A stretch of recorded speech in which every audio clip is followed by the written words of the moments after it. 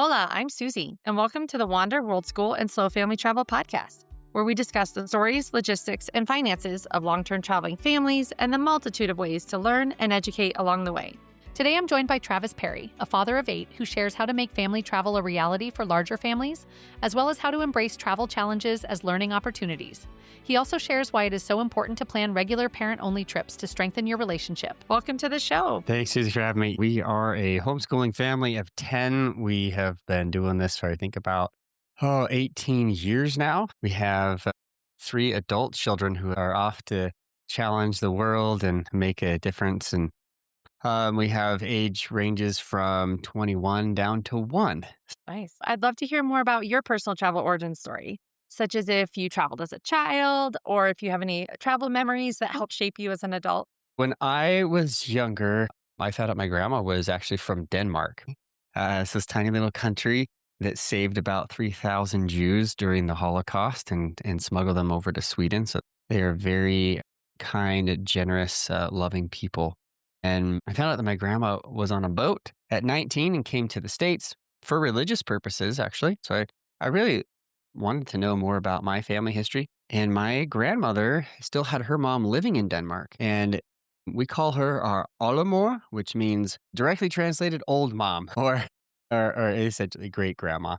And so my great grandma would come to visit every other year-ish for about 3 or 6 months, depending on how long she could come for and just stay. And I felt very inspired to connect with her. And when I was about 10, my mom and dad said, hey, we're going to go on a trip to Denmark. We're going to go surprise your great-grandmother, and we're going to show up at her apartment for her 80th birthday. Let's go. And I was just, in heaven because I loved her. And I loved everything about their story. She was a single mom and through World War II, raised 4 kids on her own. And so very first time I flew on an airplane was to Denmark. I remember flying over Canada and Greenland, Iceland, and I was enthralled with flying. We got there, we rented car, we traveled all over Denmark, visited friends and family, and I think I was hooked. I love traveling. Some people like to buy big, expensive things and cars and homes and, RVs and stuff, and that's great. Everybody has their thing. For us, it is traveling. That's great. So let's talk about some of your family travels. I know you've mentioned quite a few trips over the last many years. What's one that was really meaningful to you and your family? Yeah, so my wife and I, we were kind of limited with where we could travel, or so we thought. And we bought a big minivan, and now we have a transit van that fits 15 people, and we can get all of our gear and stuff. And so we've done a lot of road trips. We've really covered most of the states, except for New England. There's about 4 or 5 states we haven't hit just yet. So I could talk about a ton of travels, but my wife and I started branching out and realized, hey, there's a lot of other places. We went back to Denmark, we went to Mexico, and then we started hearing about this place called Costa Rica. A lot of homeschool families talk about it, and my wife and I kind of scoped it out with some friends, or some homeschool friends, and wow, we were just blown away. We were blown away by this sense of what they call Pura Vida. Pura Vida means like pure life. Just enjoy life, live it up, be kind, be gentle to the environment, and just very eco-friendly type of people. Ecotourism is an industry that they support, number one. And so we really enjoy that so much that we said, we're going to bring our entire family back. So we planned a 5-week stay. We packed like all the suitcases. We brought like the Instapot, the double stroller. We brought a keyboard because we all play the piano. We wanted to give our kids an immersion experience. We rented an Airbnb for the entire time. We were local at the local beaches. And quite honestly, that was life-changing. That became, I think, a pivotal moment for our family. Like, if we can do this, what else can we do? Why not do things that, you really want to do, dream bucket list items with your family that could give them, just open their eyes to experiences, to people, to cultures, languages, foods that they would never have otherwise experience. That sounds really special. And you are bringing an interesting perspective as a larger family. A lot of families sometimes think that, once I have maybe a third or fourth or more of the kids, that travel just becomes maybe too burdensome or maybe too difficult. Lots of kids in lots of different stages of life. Tell me more about travel as a large family. Yeah. What are some of the challenges and the joys? I can imagine a joy is that like the built-in friends are already there. But what are some of the challenges besides packing everything, including the keyboard? There are a lot of challenges. They're not outweighed by the experiences. And so when I think of Costa Rica, yes, I think of like the amazing things we saw, the monkeys that came in our backyard, the pool that we had every single day that we could swim in 90-degree weather outside and ultra humidity, but just how cool it was, the beach, the surf spot that was local to a local surf pro that I surfed with. Like, there's just all these things, hiking in the jungles, hiking a volcano, hiking waterfalls, swimming in, like, I could go on and on and on. Those are the things the brain remembers. I don't remember the fact that we got lost several times because the GPS is not great in Costa Rica. We don't talk about the fact that even though you plan everything out, the car rental companies, I think that's the biggest scam in Costa Rica is the car rentals. You have to really, really vet them. But to find a bigger vehicle, I had to go to a different company. When I went to the different company, I got there and I had everything sorted out. And they said, we want cash up front. So here I am with my family who are getting hot. They're waiting. They're frustrated. And this guy wants me to pay all of my cash on hand. So I just ponied up and said, here you go. Luckily, the car rental worked out. Everything was fine. But it was one of those things, like these unexpected things that can totally throw off your vacation. So what did I learn from that? Always have like way more money than you need on hand in a credit line or a credit card or, cash stash someplace else. But you're right. They have built-in friends. And what we've done is our olders, they have a partner with the youngers. And I think a lot of people think, my goodness, I can never do what you do. Really, you raise the first two or three, and those first two or three really help raise the next two or three. I'm not saying you don't spend time with your younger kids, because you do. And they sleep in your bed. And my wife was breastfeeding that whole experience, and there were diapers to be changed. But there was joy in that journey. So I think if you come into it going, there's not going to be any struggles, you're silly. But just know there's going to be a lot of struggles. There are going to be a lot of challenges. But how can your family work together to make sure that you have a great experience even when those challenges arise? Because they will. It's not a matter of if, it's a matter of when. I think our family had great unity working together and trying to tackle these challenges as a family. That sounds really special. My mom is the oldest of 5, so she relates to the being the oldest and helping out. And I think it's helped her bond with her siblings. But I thank you for bringing up that perspective of how, yes, we don't always remember those challenges. And sometimes they even actually make for funny stories later once you've gotten through it.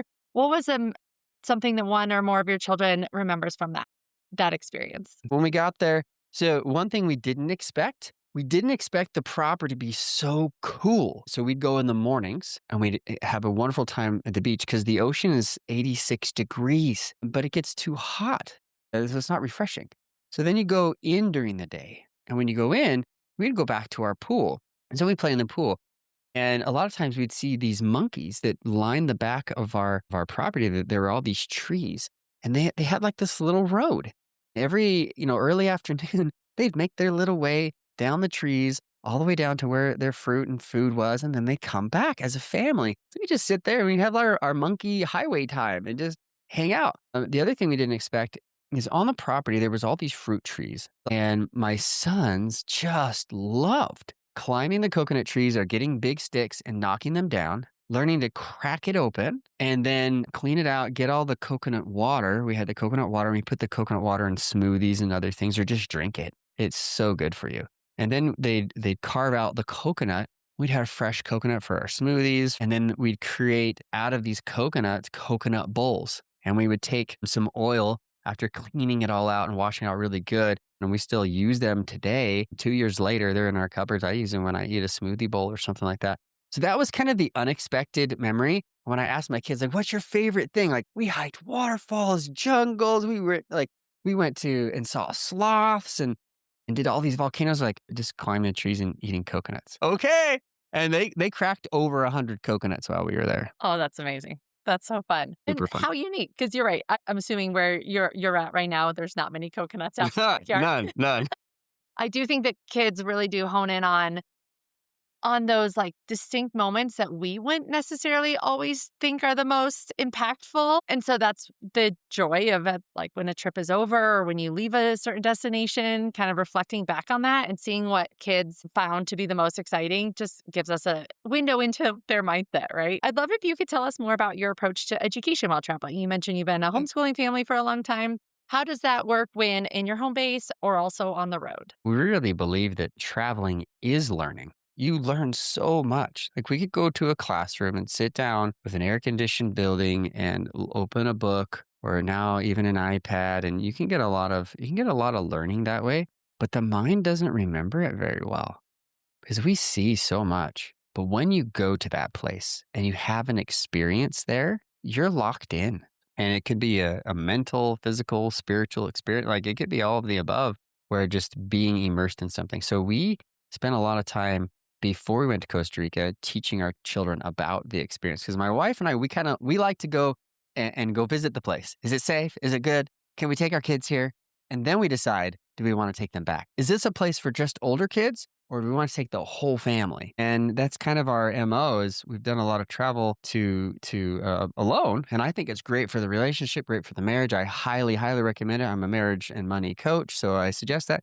But on the family side, being able to be in that location gives them a sense of, oh my goodness, that's a sloth? Whoa, wait, there's different kinds of sloths and they're out at different times. So we're always learning.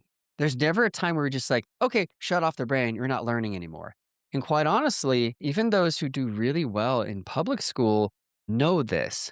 They never stop learning. They're always reading in the off times, in the summer, or the breaks, or whatever. Because as soon as you turn your brain off to learning, then you're behind when you come back. But when you're out there and able to learn, now it makes sense to get a book on Costa Rica or to now pull up the app and learn Spanish so that we're prepared for that immersion experience. And a lot of my kids did that and their Spanish just skyrocketed. By the end of that 5-week experience, they get to have full-blown conversations. So I think that just being in the location not only gives you the experience and the memory, but allows you the motivation and the desire to learn. So we look at travel as an investment, as a learning experience versus some kind of, I don't know, like vanity experience of Instagram. And it's less of an identity as it is a learning experience. Absolutely. Like a way to build relationships within your family and learning opportunities Yes. and just take learning from, okay, it's not just 8 to 5 during the day. It is a everyday experience. And thank you for bringing up the permission to take parent only trips. And I love that, especially with a large family, it is an investment in cost and time to get to a location for 5 weeks. I'm sure if you showed up somewhere it wasn't great, you would probably adapt and make it the best you can. But I can see that how it serves twofold purpose. You can go and enjoy time with your spouse and really build on that relationship, which is so important with a big family, especially. And then just know by the time you come back, you have a little bit more things in place. My husband and I have a trip, just the two of us, to Germany for a wedding coming up. And I'm really looking forward to it. Nice. As much as I love traveling with my children, I'm really looking forward to just time with us to build that relationship, enjoy different things that are just difficult with children. So thank Yeah. you for giving parents and families that permission to say not every trip needs to always be every family member. How do you make that work though? Do you have a great network, a great support system, family that helps with the children? How can families, if they want to take a parent only trip, what's some Yeah. things they should think about? You need to have the support at home, right, to take care of it. Because I think a lot of families are like, well, I can't go because I don't have a mother-in-law or a mom or grandma or a sister or whoever that can help you. And man, if you don't have that, that's rough. And I can understand that things can be difficult that way. But there are nanny services out there. My daughter loves kids so much that she's a nanny. She loves going out and helping other families. There, and you can vet these people. There are wonderful people out there. It doesn't mean like the first thing you do is invite them over for your 2-week trip. Right? Like maybe have them to babysit once in a while. And I get it. Like leaving your children can tell you this. The first day you leave your kids, it's the worst. Trust me, it's heartbreaking. I hate it. But being alone with your spouse is absolutely worth it. 1%, 1000%. Because think of all the time you invest in your children, all the time you invest, even if you're on the same page as parents with your kids, helping them, teaching them, they are your world. They have that physical, mental, spiritual connection. When you leave that first day, it's a heartbreaking day. But the next day when you wake up, you're like, hey, everything's still good. We're here. And all of a sudden, it's like back to honeymoon time. And you're like, woohoo! You have the permission to be the person who is, having fun, enjoying time together. And by that third day, you're like, this is amazing. We need to do this like every month. So I highly recommend like it quarterly. Go away on a quarterly vacation. And I don't care if it's a one night away. Make it a 24-hour period. When you go away for 24 hours, hey, the first hour you kind of reconnect, you talk about some stuff. And then it's like you're going to go do something, have fun, create new memories together. You need that because when you come back home, you're going to be better parents. You're going to be more energized and you're going to have a stronger sense of unity for the marriage. And you know what the children need the most of anything in life? They need happy, loving parents. So if you want to keep kindling that relationship, keeping it alive and helping your kids, then you need to work on that marriage. So yeah, it works out that my wife and I can travel and kind of check out locations, but oftentimes that's our excuse to get away anyway. So we just got back from a 2-week family vacation. We did a church camp, and I shouldn't call it a family vacation. We call it a trip because it's a trip. That is a distinction. Okay. But in September, I'm taking my older 4. They are self-sufficient. So we're going to treat them like adults on this trip, and we're going to expect them to come up with ideas and solutions and have a lot more freedom because we're not running around looking for little kids. We're not asking them to run around and look for little kids. It's a vacation. And then in October, I'm taking my wife to Italy alone and we're just going to have a ball. Absolutely. How do you fund your travels and any financial advice to those who want to start traveling more? So I am fortunate that I run my own business and I do help a lot of business owners with their time management, with their family, and with their financial situations. But what I do allows me the time and the flexibility. The financial side. This is a fun one. You just have to decide where your values are. I teach this. I believe balance is actually not doing everything at the same time. It is focusing on your highest priorities in life and what you really value. That's how you feel psychological balance. The truth of the matter is, when you're doing the things that are really most important to you, you will feel fulfilled. You will feel balanced. So then how do you translate that to money? Well, a lot of people, they go out, they do the things that they think are going to bring them a desired outcome. But if they're not putting their money where their values are, then they're going to be feeling less fulfilled. They're not going to feel balance in their financial life. So this is the connector. And for us, my wife and I, like what excites us the most is traveling with each other, our family, our older kids, like I said, like those various variations and stuff. That's what lights us up. We found that it's just better for us to take a big van and do Airbnbs. That's just what we do. If you make good money, you can literally buy stuff, but stuff doesn't bring family unity. But what does, and what my kids will always remember is that Costa Rica trip. They'll remember going to see Civil War sites. They'll remember our trip to the East Coast when we visited Washington, D.C. and New York and Philadelphia, and we saw the bell.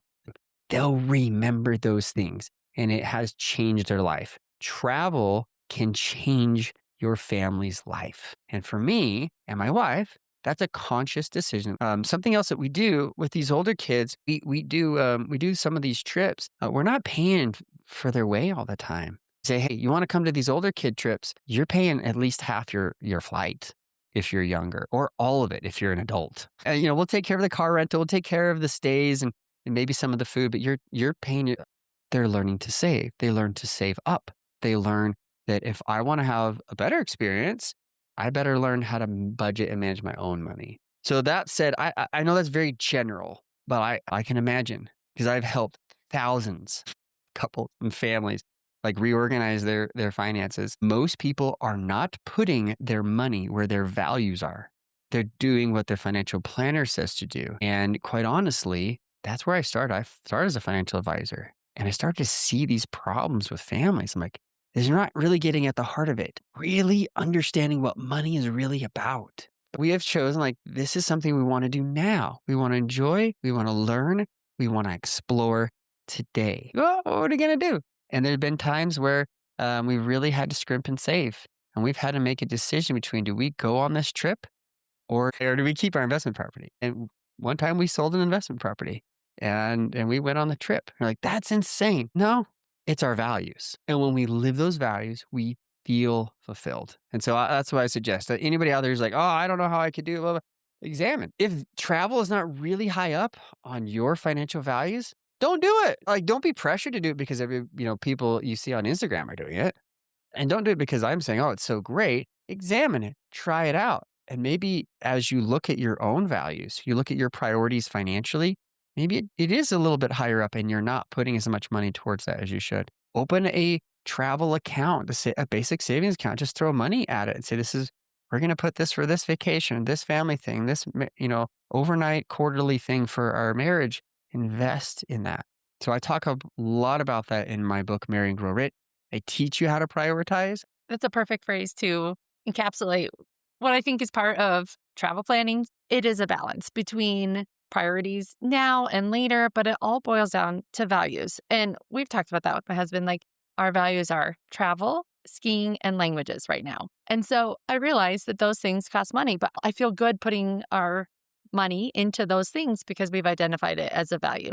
I like to feature just any numbers that you feel comfortable sharing. You mentioned the Costa Rica. So, to get a better idea of some past spending, what is a financial snapshot of 1 month of travel on? Yeah, I'll do Costa Rica and the family trip, kind of do a comparison here. Great. So with Costa Rica, one of the biggest hurdles was the car rental. It was close to I think it was like $5,000 for like a 12-passenger van. Again, that was for 5 weeks. The Airbnb though was like $3,000 for 5 weeks. Now there were some things while we were there. The air conditioning went out, which air conditioning in Costa Rica, some places don't even have it. Like you just kind of learn to live with humidity, but it was really bad. So we got some fans and they were helpful. There were some things. It wasn't the newest home affordability wise. I'm like, this is just a little bit more expensive than my mortgage at home. Anyway, so that was about the cost of the 5 week. Again, because with Airbnb, when you hit that past a month mark, they give you a huge discount.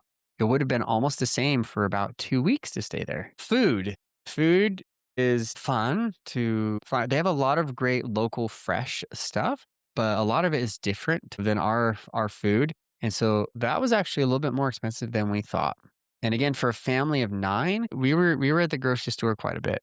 We eat whole foods, plant-based, and at that time, we weren't cooking any of our food. We were eating raw. We were kind of having a raw cleanse for 5 weeks, and it was a great experience.